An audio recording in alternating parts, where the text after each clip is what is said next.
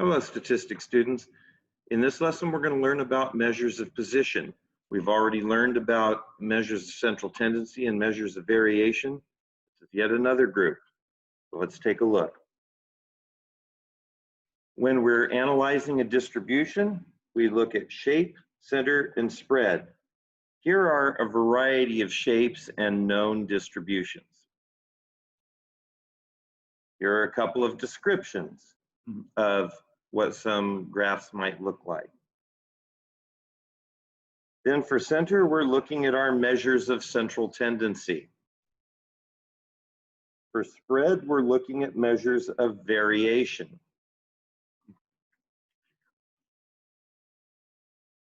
When talking about measures of position, we want to know where something is in a data set. And one common way of measuring position is with a 5-number summary. The minimum, Q1, the median, Q3, and the maximum. The minimum and the maximum tell you exactly where those data points are in the data set. The median tells you exactly where a data point is in a data set. Turns out so do Q1 and Q3. These stand for quartiles. So let's take a look at what quartiles are and how we find them.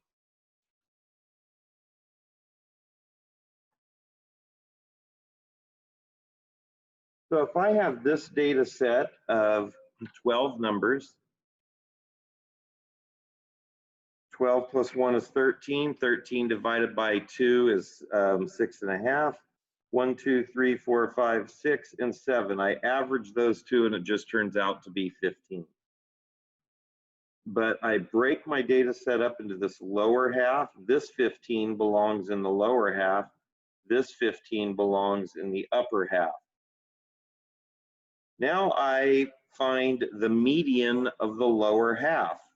Well, I've got 6 data points. 6 plus 1 is 7. 7 over 2 is 3.5. I take the average of the third and fourth data points. That's my Q1. I do the same thing with the upper half. I find the median of the upper half. That's my Q3.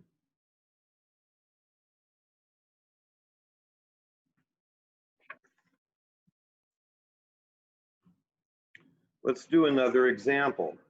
Only this time, we have an odd number of data points.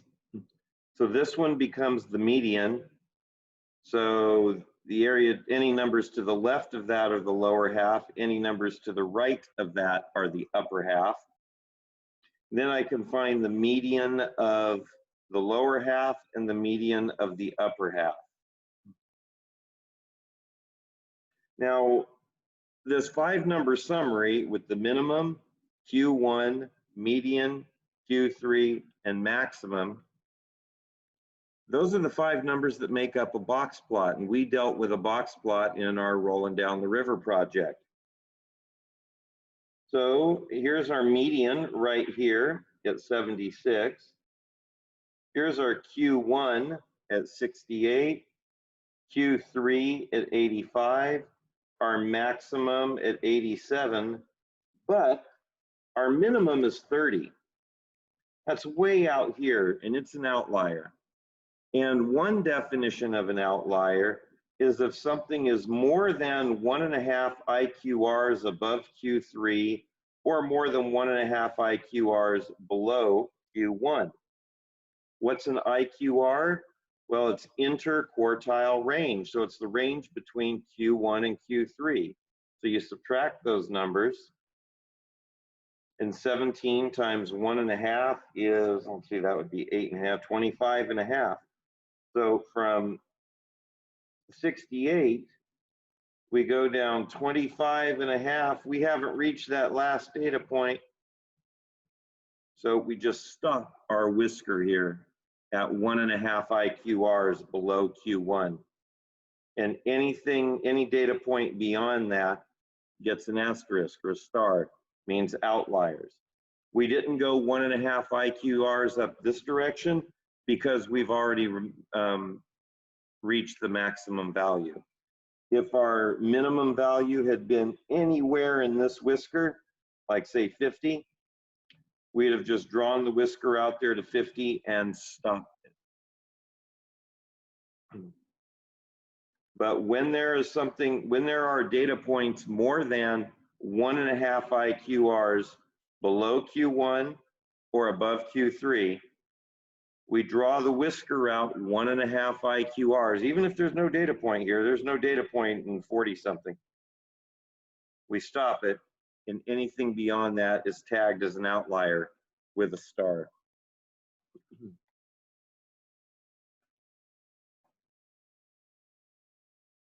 So to create a box plot, we put our numbers, or we put our data in numerical order.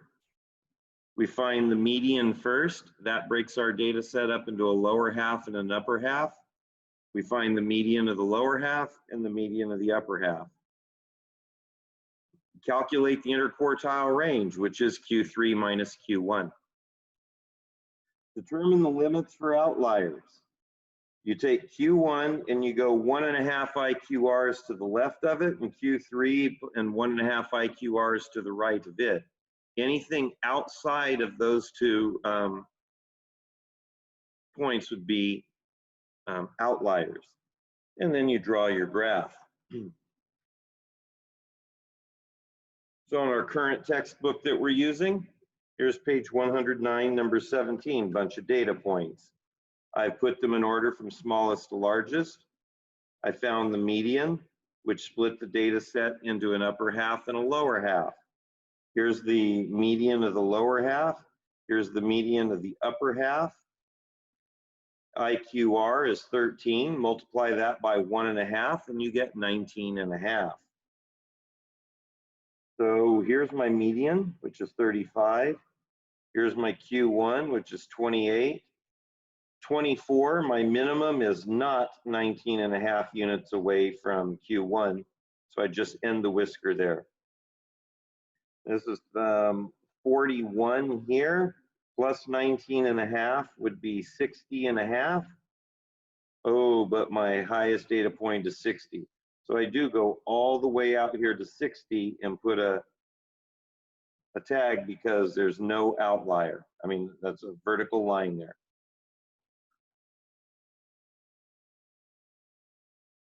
On page 106 of our current textbook, we talk about percentiles. You often see percentiles in standardized test scores. So we'll look at that in class.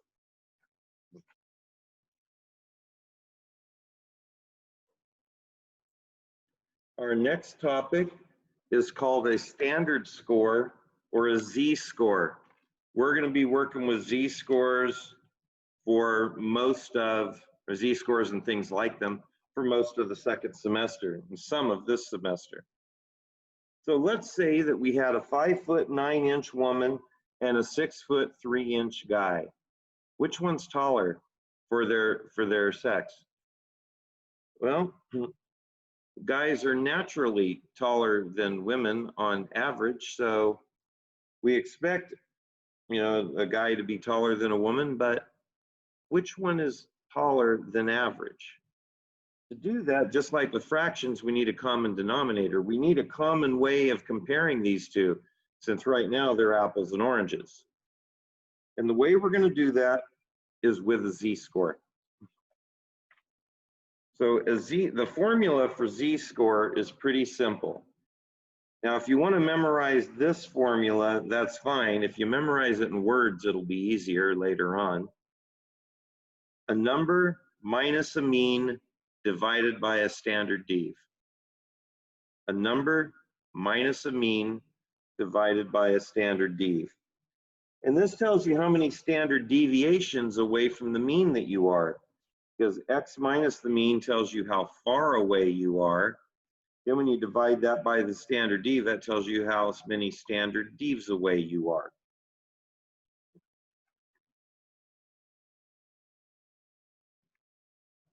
Now, I don't know if that's coming out as colorful on your screen as it is on my paper, but this is effective teaching right here. This is colorful.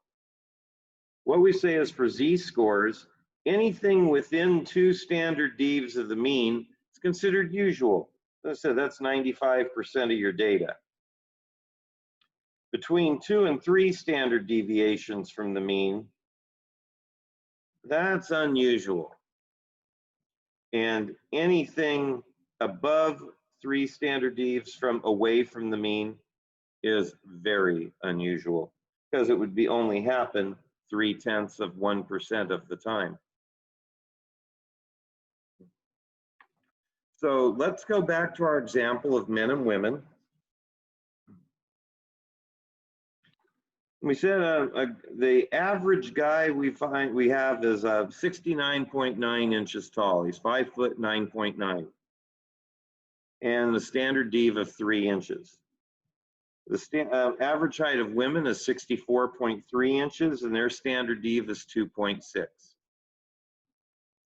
So 6'3" is 75 inches, so it's our number minus the mean divided by a standard dev.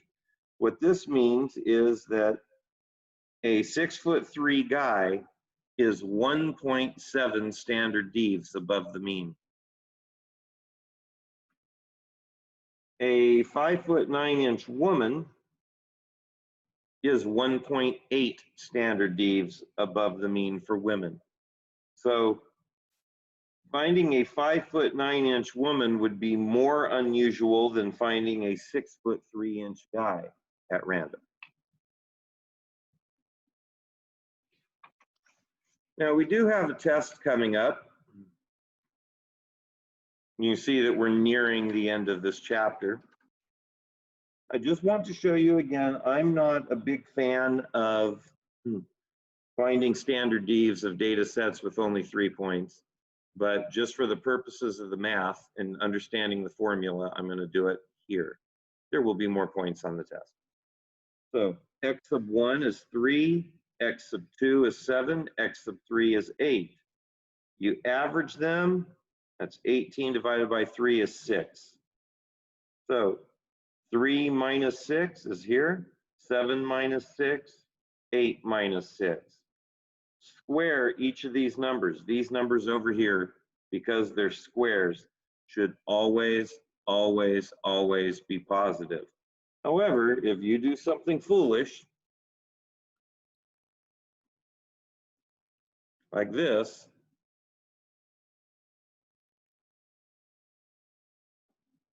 and you write -9, boy, that's on you at this point. You should know to put parentheses around that -3 if you're going to square it. All right, so the formula for variance is take all the squared distances from the mean, add them up,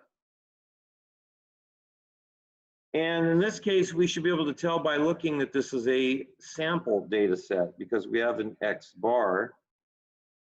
And because of that, we're going to find S squared. And you might recall that the formula for variance of a sample, we divide by n minus 1. So the variance is 7.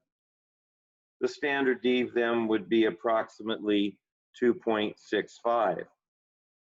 If you have a calculator like this,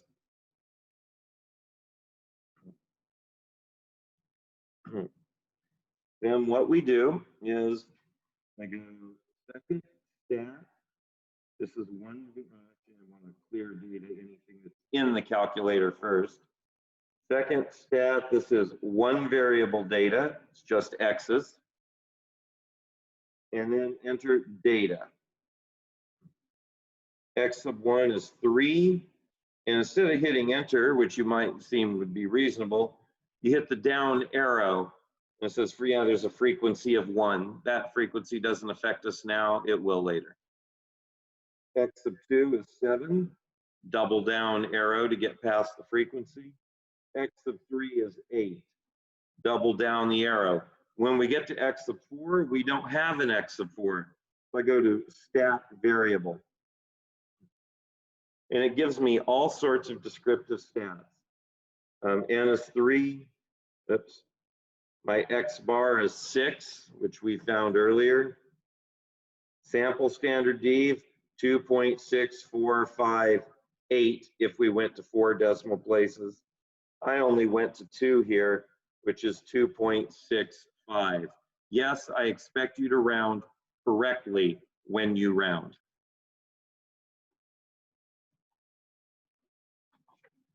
So that covers our lesson on measures of position. Have a great day.